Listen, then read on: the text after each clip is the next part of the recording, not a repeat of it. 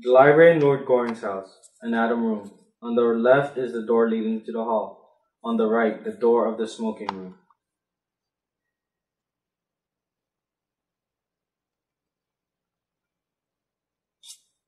On the far left is the drawing room. Got my second buttonhole for me, Phipps? Yes, my lord. Very distinguished thing, Phipps. I'm the only person of the smallest importance in Millennium at present who wears a buttonhole. Yes, my lord. I have observed that. You see, Phipps, fashion is what one wears oneself. What isn't fashionable is what other people wear. Yes, my lord. Just as vulgarity is simply the conduct of other people, Yes, my lord. and falsehood is the truths of other people. Yes, my lord. Other people are quite dreadful. The only possible society is oneself. Yes, my lord. To love oneself is the beginning of a lifelong romance, Phipps. Yes, my lord. Don't think I quite like this buttonhole, Phipps. Makes me look a little too old. Makes me almost in the prime of life, eh, Phipps? I don't observe any difference here. Phipps? No, my lord. I am not quite sure. For the future, a much truer buttonhole, Phipps, on Thursday evenings.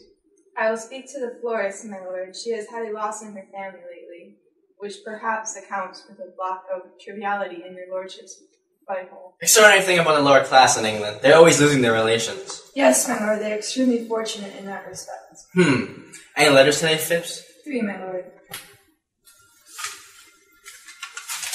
Want my cab around 20 minutes. Yes, my lord.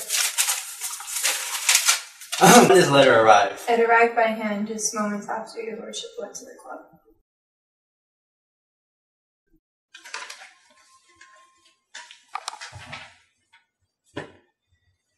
Children's handwriting on Lady Church's pink notepaper. That is rather curious. I thought Robert was to write. Wonder what Lady Church has got to say to me. I want you, I trust you, I am coming to you. Gertrude.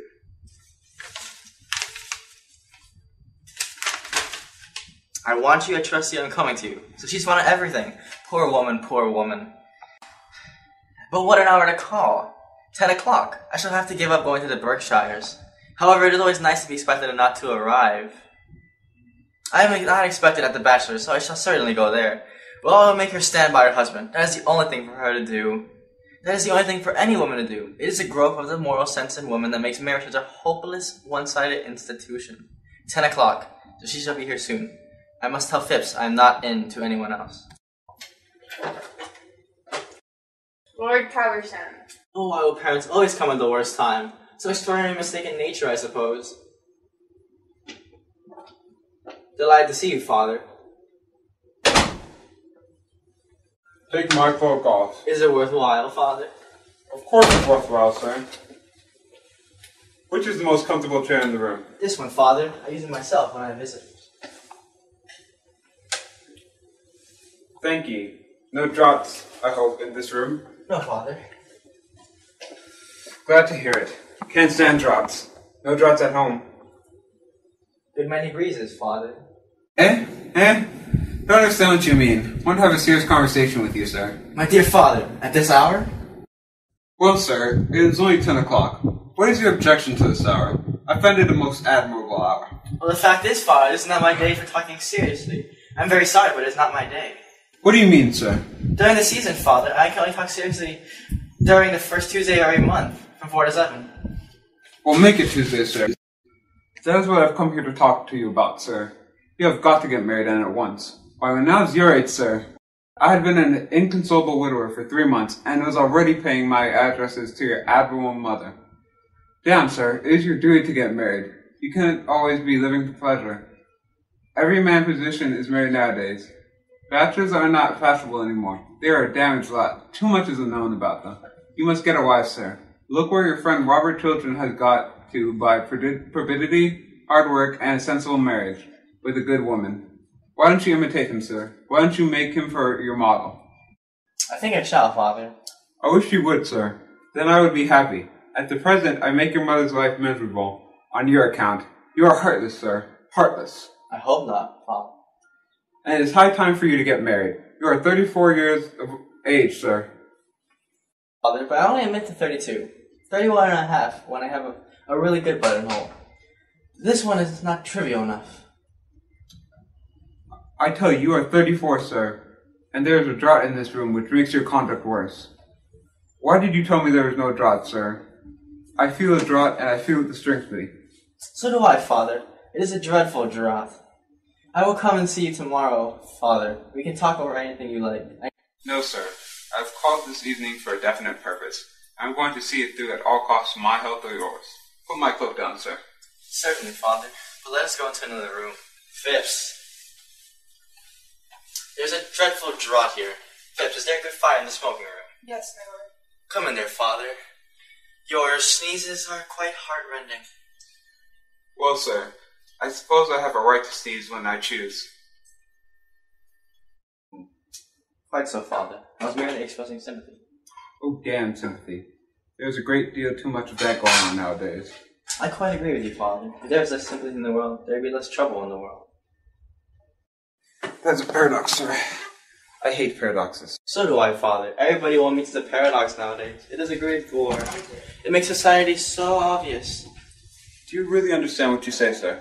Yes, Father. I listen attentively. If you listen attentively, conceited young puppy. Phipps, there is a lady coming to see me this evening on particular business. Show her to the drawing room when she arrives, you understand? Yes, my lord. It is a matter of gravest importance. I understand, my lord. No one else is to be admitted under any circumstances. I understand, my lord. Ah, that is probably the lady. I shall see her myself. Well, sir, am I to wait in attendance to you? In a moment, Father. Phipps, put this letter into the drawing room, huh? Yes, my lord. Phipps, remember my instructions. Into that room. Yes, my lord.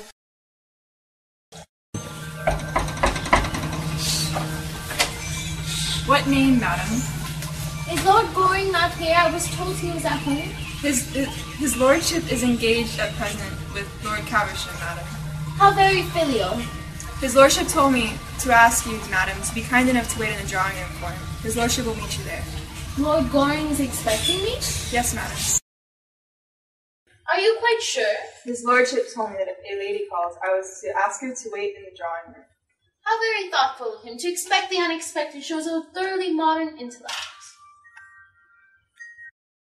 Oh, how dreary a bachelor's drawing room always looks.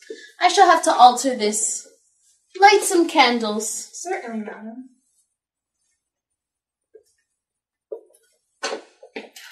Wonder what woman he is waiting for tonight. It would be delightful to catch him. Men are so silly when they are caught. Oh, what uninteresting correspondence. Who on earth writes to him on pink paper? How silly to write on pink paper. It looks like the beginning of a middle-class romance. Romance should never begin with sentiment. It should begin with science and end with settlement. I know this handwriting. This is Gertrude Chilton's. I remember it perfectly.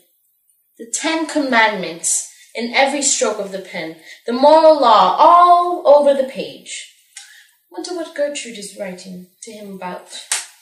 Something horrid about me, I suppose. How I detest that woman. I trust you. I want you. I am coming to you. Gertrude. I trust you. I want you. I'm coming to you.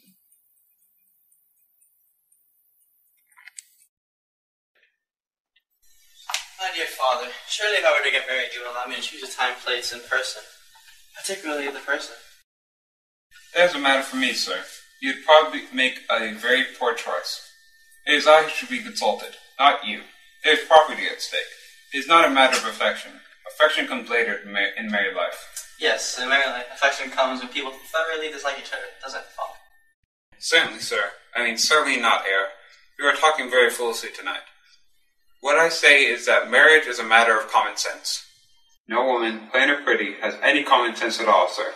Common sense is the privilege of our sex. Quite so. We men are so self-sacrificing that we never use it, do we, Father? I use it, sir. I use nothing else. So my mother taught me. It is the secret of your mother's happiness. You are very heartless, sir. Very heartless. Oh, Father.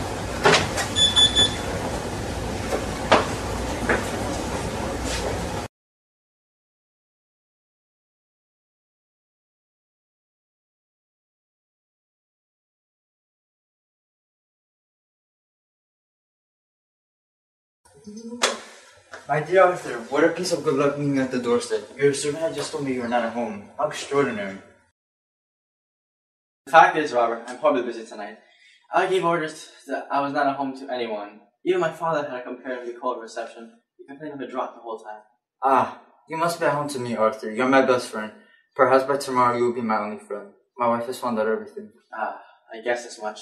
Really? How? From the expression of your face as you came in. Who told her? Miss Chiefly yourself. Another woman that I love knows that I began my career with an act of low dishonesty. That I built up my life upon the sands of shame. That I sold like a common huckster the secret that had been entrusted to me as a man of honor. I thank heaven poor Lord Radley died without knowing that I betrayed him. I would to God I had died before knowing that I had fallen so low, or I had been so horribly tempted. You have heard nothing from Vienna yet, in answer to your wire? Yes, I got a telegram from the first secretary at 8 o'clock tonight. Well? Nothing is absolutely known against her. On the contrary, she holds a rather high position in society. It is a kind of open secret that Baron Arnheim left her the greater portion of his immense fortune. Beyond that, I can learn nothing. She doesn't turn out to be a spy then. Oh, spies are of no use nowadays. The profession is over. The newspaper does her work instead. I thought really well they do it. Arthur, I'm parched with thirst. May I ring for something? Some Hawkins seltzer? Certainly, let me. Phipps! Thanks. Arthur, I don't know what to do. And you're my only friend. But what a friend you are. The only friend I can trust. I can trust you absolutely, can't I? My dear Robert, of course. Oh, bring us some Hawkins seltzer. Yes, my lord. And Phipps? Yes, my lord. Will you excuse me for a moment, Robert? I have to give some directions to my butler. Certainly.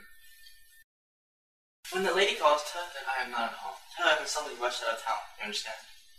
And the lady's in that room, my lord. You told me to show her into that room, my lord. You did perfectly right. What a mess I am in. No, I think I shall get through it. I'll give her a lecture through the door. Awkward thing to manage, though. Arthur, tell me what to do. I feel like my life has crumbled about me. I feel like a ship without a rudder and a night without a star. Robert, you love your wife, don't you? I love her more than anything in the world. I used to think ambition a great thing. It is not. Love is a great thing in the world. There is nothing but love, and I love her. But I am defamed in her eyes. I am ignoble in her eyes. There is a white gulf between us. She has found me out, Arthur. She has found me out. Has she never done something, some folly, some indiscretion? Has she not forgiven your sin? My wife? Never. She does not know what weakness or temptation is. I am of clay like other men. She stands apart as good women do, pitiless in her perfection, cold and stern and without mercy. But I love her, Arthur. We are childless, and I have no one else to love, no one else to love me. Perhaps if God has sent us children, she might have been kinder to me. But God has given us a lonely house, and she has cut my heart in two. Don't let us talk of it. I was brutal to her this evening, but I suppose when sinners talk to saints, they are brutal always. I said to her things that were hideously true, on my side, from my standpoint, from the standpoint of men, but don't let us talk of that. Your wife will forgive you. Perhaps at this moment she's forgiving you. She loves you, Robert. Why should she not forgive? God granted, God granted. But there is something more I have to tell you, Arthur. Hawkins seltzer, sir. Thank you. Is it carriage here, Robert? No, I bought from the club. Sir Robert will take my cab, Phipps. Yes, my lord. Robert, you don't mind my sending you away, do you? Arthur, you have to let me stay for 5 more minutes. I've made up my mind what I'm going to do tonight at the house. The debate on the Argentine canals to begin at 11. What is that? Nothing. I heard a chair fall in the next room. Someone has been listening. No, there's no one there. There is someone. There are lights in the room and the doors ajar. Someone has been listening to every secret of my life. Arthur, what does this mean? Robert, you are excited, unnerved. I tell you, there is no one in that room. Sit down, Robert. Do you give me your word that there's no one in there? Yes. Your word of honor? Yes. Arthur, you must let me see for myself. No. If there is no one there, why should I not look into the room? Arthur, you must let me go into that room and satisfy myself.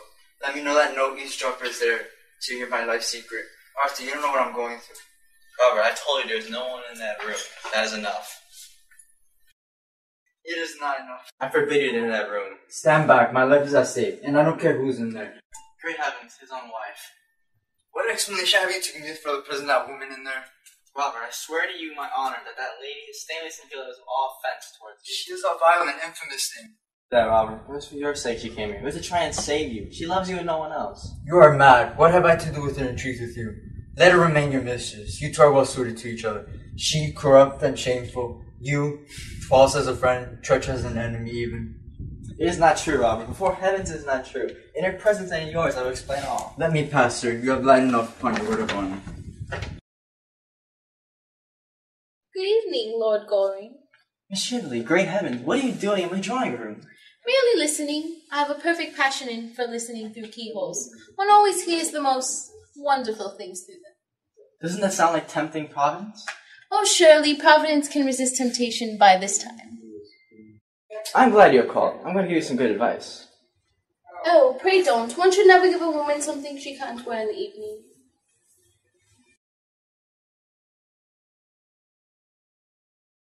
I see you're quite as willful as you used to be. Far more. I have great more experience. Too much experience is a dangerous thing. Pray have a cigarette. Half the pretty women in London smoke. Personally, I prefer the other half. Thanks, but my dressmaker wouldn't like it. And a woman's first duty is to her dressmaker. The second has yet to be discovered. Have you come here to sell me the Robert Chilton's letter? On conditions. How did you guess that? Because you haven't mentioned the subject. Have you got it with you? Oh no, a well-made dress has no pockets. What is your price for it? How absurdly English you are. You English think everything can be solved with a checkbook. I have far more much money than you do, and as much as your friend Robert Chilton. Money is not what I want. And what do you want, Miss Cheveley? Why don't you call me Laura? I don't like the name. You used to adore it. Yes, that's Arthur, you loved me once, yes. and you asked me to be a wife. That was the natural result of my loving you. And you threw me over because you said you saw, poor old Lord Mortlake trying to have a violent flirtation with me at Tenby. I'm under the impression that my lawyer settled that with you on certain terms, dictated by yourself. At that time, you were poor, and I was rich. Quite so. That is why you pretended to love me. Poor old Lord Mortlake, who had only two topics of conversation, his gout and his wife. I never could make out which one he was talking about. He used the most horrible language about them both. Why, Lord Mortlake was never anything more to me than an amusement. One of those utterly tedious amusements one finds at an English country house on an English country Sunday. I don't think anyone is responsible for that, what they do at a countryside. Yes, I know lots of people think that. I did love you, and you loved me. You know you loved me, and love is a very wonderful thing. I suppose when a man loves a woman, he won't do it again. Yes, except that. I'm tired of living abroad. I want to come back to London. I want to move here and I want to have a salon. If only I could teach the English how to talk and the Irish how to listen, society would be a much better place. Besides, I have arrived at the romantic stage. When I saw you last night at the Chilterns, I knew you were the only person I ever had cared for, if I've ever had cared for anybody, Arthur. And so, the day of our marriage, I will give you Robert Chiltern's letter. That is my offer. I will give it to you now, if you promise to marry me. Now? Tomorrow. Are you really serious? Yes, quite serious. I should make you a very bad husband. I don't mind bad husbands. I've had two. They amuse me immensely. You mean that you amuse yourself immensely, don't you? What do you know about my married life? Nothing, but I can read it like a book. What book? The Book of Numbers. Do you think it's funny to be so rude to a woman in your own house? It's fascinating, women. Sex is a challenge, not a defense. I suppose that is a compliment. My dear Arthur, women are never disarmed by compliments. Men always are. That is the difference between the two sexes. Women are never disarmed by anything as far as I know. Then you are going to allow your greatest friend, Robert Chiltern, to be ruined rather than marry someone who has considerable attractions left? I thought you would have risen to some sort of self-sacrifice by now, Arthur. I think you should, and the rest of your life you can spend contemplating your own perfections. Oh, I do that as it is, and self-sacrifice is a thing that should be put down.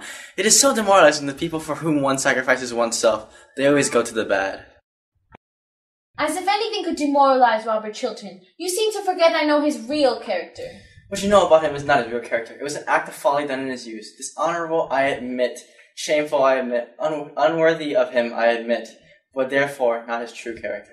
How you men stand up for each other. How you women war against each other. There is only one woman I war against, and that's Gertrude Chiltern. I hate her. I hate her now more than ever. Because you have brought a real tragedy into her life, I suppose. Oh, there's only one real tragedy in a woman's life. The fact that her past is her lover and her future is invariably her husband. Lady Chiltern knows nothing of the kind of life to which you are alluding. A woman whose size in gloves is 7 3/4 never knows much about anything. You know Gertrude has always been 7 3/4. That is the reason why there was never any moral sympathy between us. For the privilege of being your wife, I was ready to give up the climax of my diplomatic career. You declined very well. If Sir Robert doesn't uphold my Argentine scheme, I will expose him. Voilà toi. You mustn't do that. It'd be vile, horrible, infamous. Oh, don't use big words. They mean so little. It is a commercial transaction, that is all. There is no good thing mixing sentimentality. I offered to sell Robert Chiltern a certain thing. If he won't pay my price, he will have to pay the world a greater price. There is no more to be said. I must go. Goodbye. Won't you shake hands? With you, no. Your transaction to Robert Chiltern may pass as a loathsome commercial transaction of a loathsome commercial age. But you seem to have forgotten that you came here tonight to talk of love. You whose lips has created the word love, you to whom the thing is a book closely sealed, went this afternoon to the house of one of the most noble and gentle women in the world to degrade her husband and her eyes, to try and kill her love of her, to put poison in her heart and bitterness in her life, to break her idol, and, it may be, spoil her soul. That I cannot forgive you. That was horrible, for there could be no forgiveness.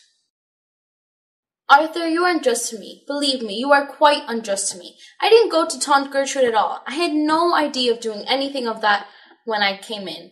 I called with Lady Markby to ask whether an ornament, a jewel that I had lost somewhere last night, had been found at the Chilterns. If you don't believe me, you can ask Lady Markby. She will tell you it's true. The scene that occurred happened after Lady Markby had left, and was really forced on me by Gertrude's rudeness. I called, a little out of malice, if you would like, but really to ask if a diamond brooch of mine had been found. That was the origin of the whole thing. A diamond snake brooch with a ruby. Yes, how do you know? Because it is found. In point of fact, I found it myself and stupidly forgot to tell my butler anything before I left.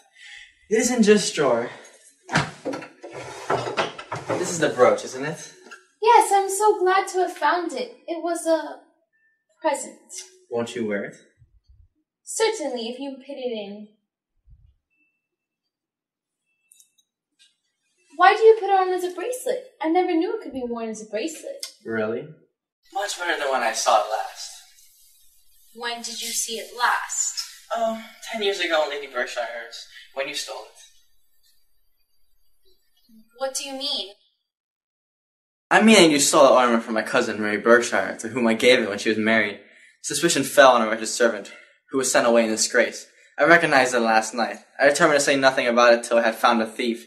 I have found a thief now, and I have heard her own confession. It is not true. You know it is true. My thief is written all over your face at this moment. I will deny the whole affair from beginning to end. I will say that this wretched thing was never in my possession. The drawback of stealing a thing mischievely is that one never knows how wonderful the thing that one steals is. You can't get that bracelet off unless you know where the spring is. And I see you don't know where the spring is. It is rather difficult to find.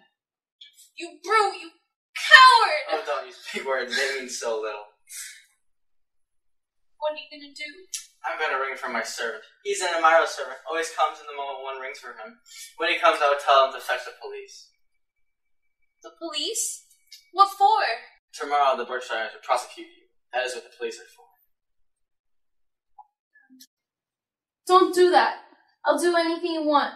Anything in the world you want. Give me Robert Chiltern's letter. Stop! Stop. Give me some time to think. Give me Robert Chiltern's letter. I do not have it with me. I'll give it to you tomorrow. No, you are lying. Give it to me at once.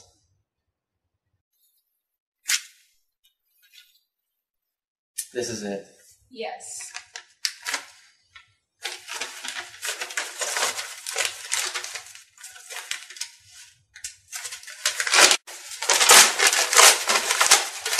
Could you get me a glass of water? Certainly.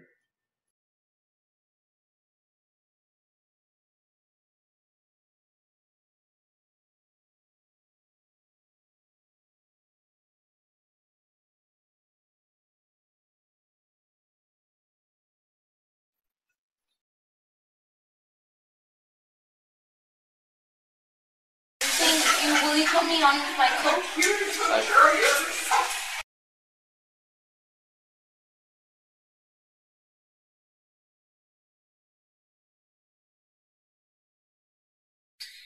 Thanks. I'm never going to harm Robert children ever again. Fortunately, you have not the chance, Miss Cheeley. Well, even if I had the chance, I wouldn't. On the contrary, I'm going to render him a great service. I'm glad to hear it. It is a reformation. Yes, I can't bear such an upright gentleman, so honorable an English gentleman, being so shamefully deceived, so... Well... I find that somehow Gertrude's children's letter has found its way into my possession. What do you mean? I mean that I'm going to send Robert Chiltern the love letter his wife wrote to you tonight. Love letter? I want you, I trust you, I'm coming to you. Gertrude. You wretched woman, must you always be thieving? Give me back my letter or I'll take it back by force. You will not leave this room until I get it back. Phipps! Lord Goring merely called so you could help me out. Good night, Lord Goring.